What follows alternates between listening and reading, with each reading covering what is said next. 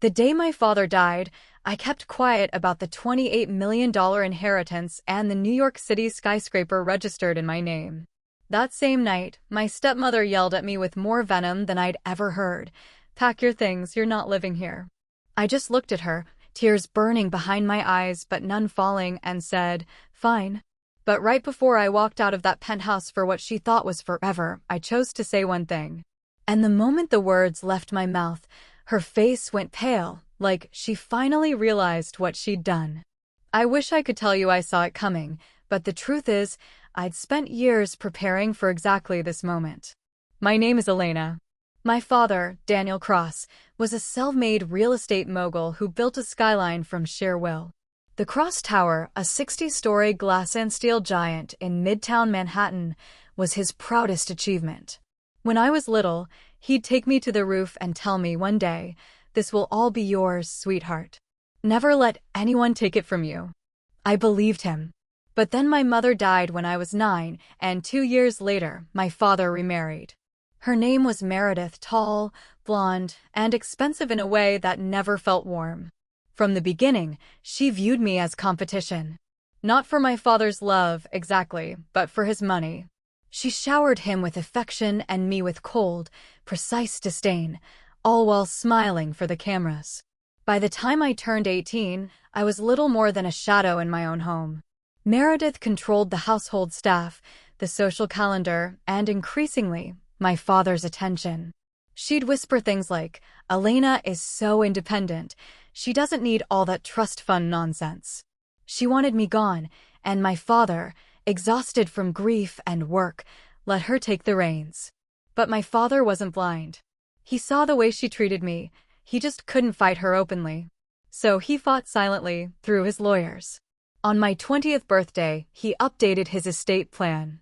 I didn't know it then, but he had quietly transferred the Cross Tower and a $28 million investment portfolio into an irrevocable trust in my name, effective upon his death. He also left Meredith a modest allowance and a few properties, just enough to keep her comfortable if she behaved. The bulk of his empire was mine. He told me none of this. I think he worried that if Meredith found out, she'd make my life even worse. So I walked around that penthouse, dusting the antiques and enduring her sharp comments, completely unaware that I was sitting on a fortune. Then, a month ago, my father collapsed in his office. An aneurysm. By the time I got to the hospital, he was gone. I stood in the hallway numb, while Meredith sobbed dramatically to anyone who'd listen about the love of her life. I couldn't cry. I just felt hollow. At the reading of the will, our family lawyer, a man named Mr. Hale, asked to speak with me privately afterward. That's when he handed me a thick envelope and told me exactly what my father had done. I sat in his conference room, staring at the documents that listed the Cross Tower and all those accounts under my name. Elena Cross, sole beneficiary. The legal transfer had already been triggered. I was officially a multimillionaire and the landlord of a Manhattan landmark. I didn't tell Meredith. I tucked the envelope into my jacket, thanked Mr. Hale, and went back to the penthouse to pretend I was still the same powerless stepdaughter. What she didn't know was that I had already started planning. The night of the funeral, Meredith's barely concealed glee came to a head.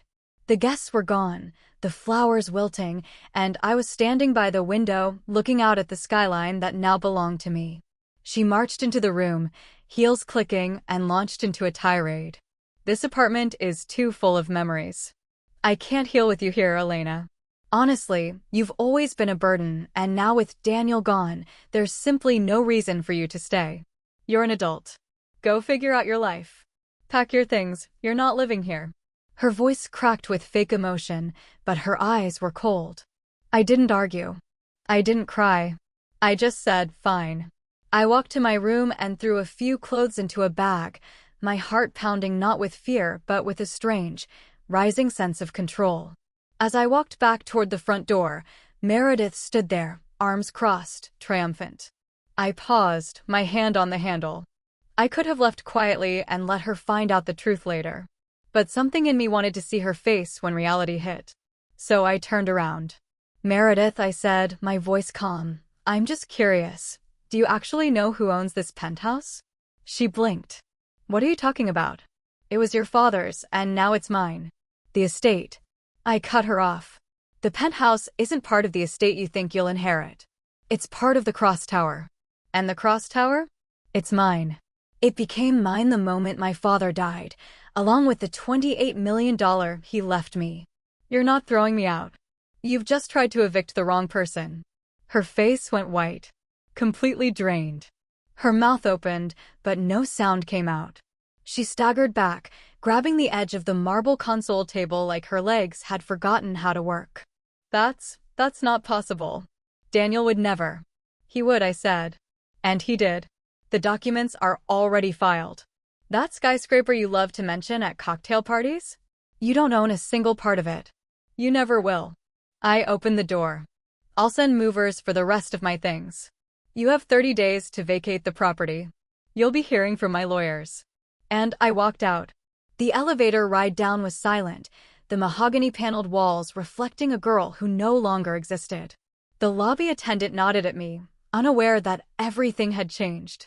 Outside, the cross tower rose above me, 1,000 windows glittering against the night sky, and for the first time since my father's death, I felt something other than grief. I felt absolute, cold certainty.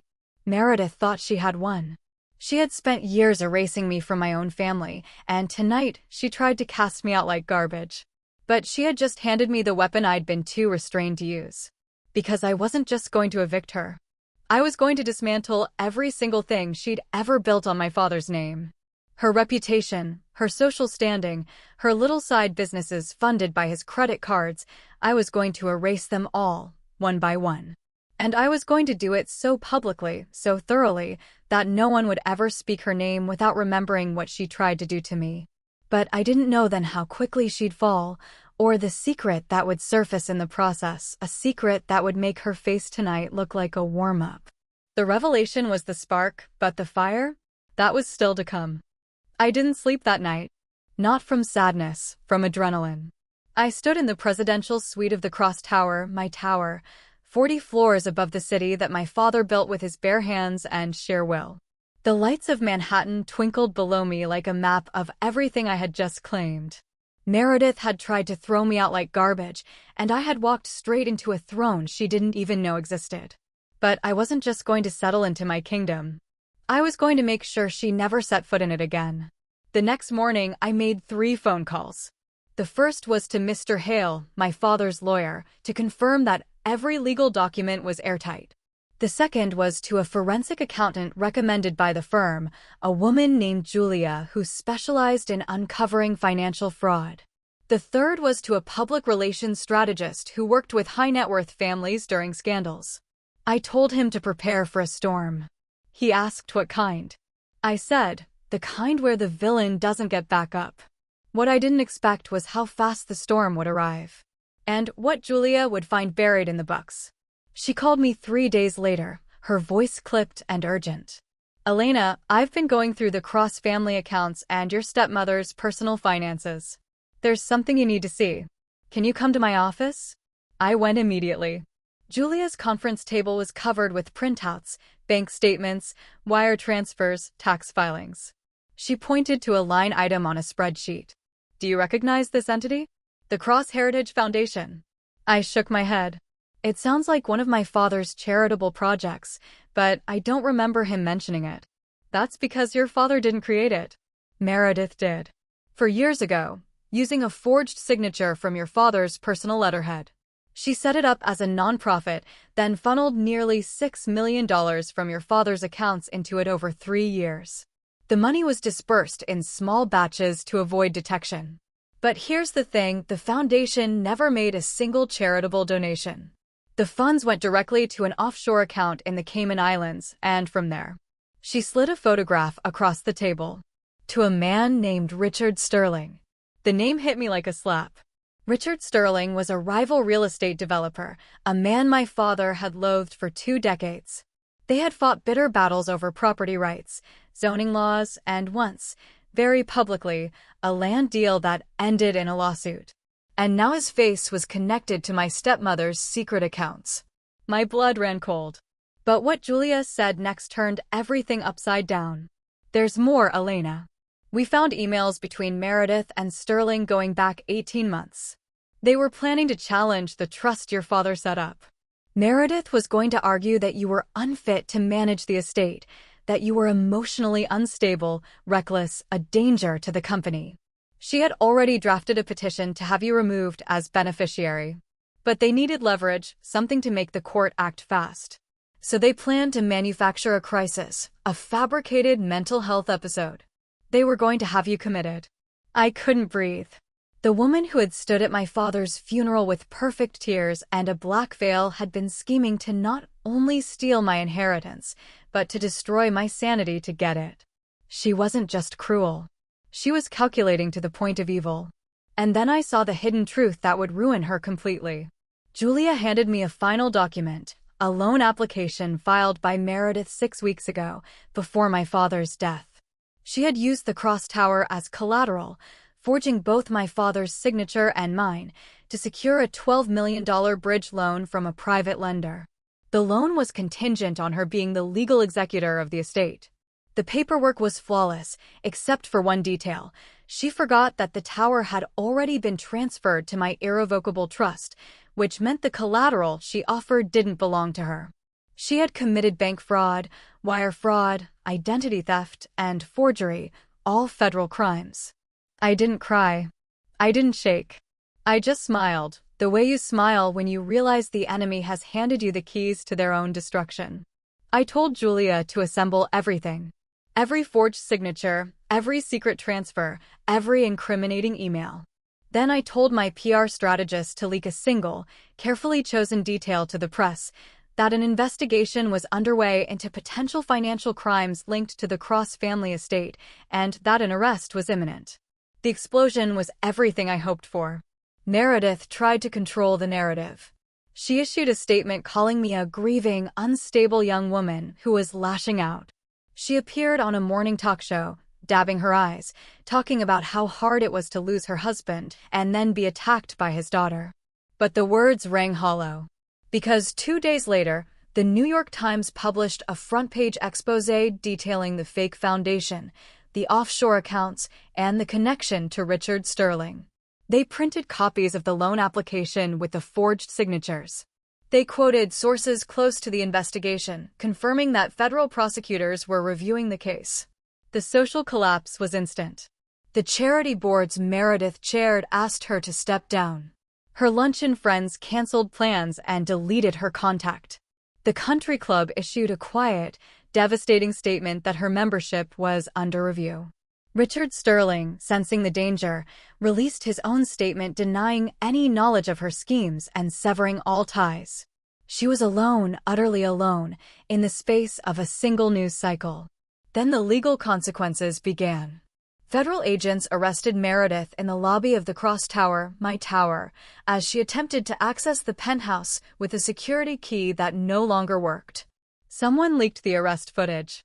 I watched it on my phone while sitting in my father's leather chair on the 60th floor. She was wearing a designer coat, her hair perfectly styled, and her face contorted with disbelief as the handcuffs clicked around her wrists. The agents led her past the marble fountain, past the doormen who used to bow to her, and into a waiting car. The video ended with the car pulling away and the revolving doors still spinning. The trial lasted 4 months and ended with a guilty verdict on all counts: wire fraud, bank fraud, forgery, conspiracy, and attempted grand larceny. The judge sentenced her to 7 years in federal prison and ordered full restitution to my father's estate in the amount of $18 million, effectively gutting every penny she had left. Her assets were seized, her bank accounts frozen, her name a stain on every society page that had once celebrated her. I attended the sentencing. I sat in the back, dressed in a simple navy suit, and when the judge read the final penalty, Meredith turned to look at me. Her eyes were hollow, her face aged 10 years in 4 months. She tried to say something, but the bailiff pulled her away. I held her gaze without a single word. She had told me to pack my things, to leave my home. She had tried to erase me from my father's legacy. But in the end, she was the one erased from the penthouse, from the fortune, from the world she had fought so viciously to conquer. I walked out of the courthouse into the autumn sunlight. The cross tower rose above the skyline behind me, glinting like a promise. I had kept quiet about the inheritance that day my father died. I had let her show her true colors. And then I had used her own greed to bury her. She told me I wasn't living there anymore. But now she's the one who will never live anywhere like that again.